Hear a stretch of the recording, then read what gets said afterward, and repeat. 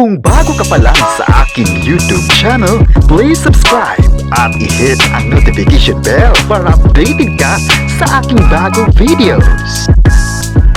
Kim Chiu at Paolo Avellino, mainit pa rin tinanggap ng fans sa Cebu. Kim Chiu, bakit emosyonal sa pagbisita ng mga kaibigan? Ang buong detalye, alamin!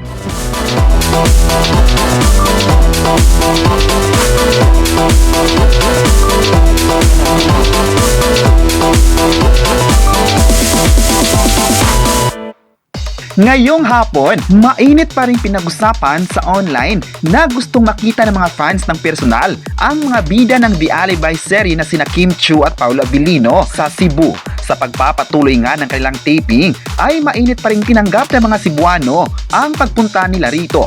Makikita nga na mas dumami pa ang mga fans na gustong mapapanood ang kanilang eksena.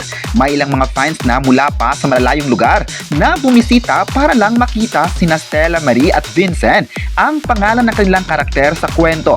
Di talaga mitatanggi na marami pa rin mga fans ang nahuhumaling sa galing ng kapamilya actors na ito. Hindi lang sa social media sila malakas, kundi maging sa publiko ay talagang sinundan ang kaganapan ng kanilang showbiz career. Marami naman ang nagsabing kung ganito ka-obedient ang mga tao sa pagpunta ng taping ay mas smooth ang daloy ng kanilang serye. Maaliwalas na nga ang location ng taping dahil nga nakontrol na ang mga fans. Nagulat nga ang lahat sa mga ipinakitang galing ng dalawa sa sunod-sunod na eksena sa Cebu. Ang The Alibi ay talagang hinihintay na ng mga tao kung saan kahit sa online ay pinag-usapan ng husto. Makikita nga sa mukha ng mga fans na excited na sila sa bagong serye na ginawa ni na Kim Chiu at Paolo Avellino.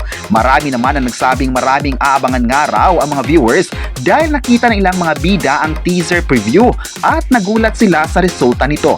Namangha nga ang mga bida sa napanood nila at sinabing maganda ang kalalabasan ng The Alibi.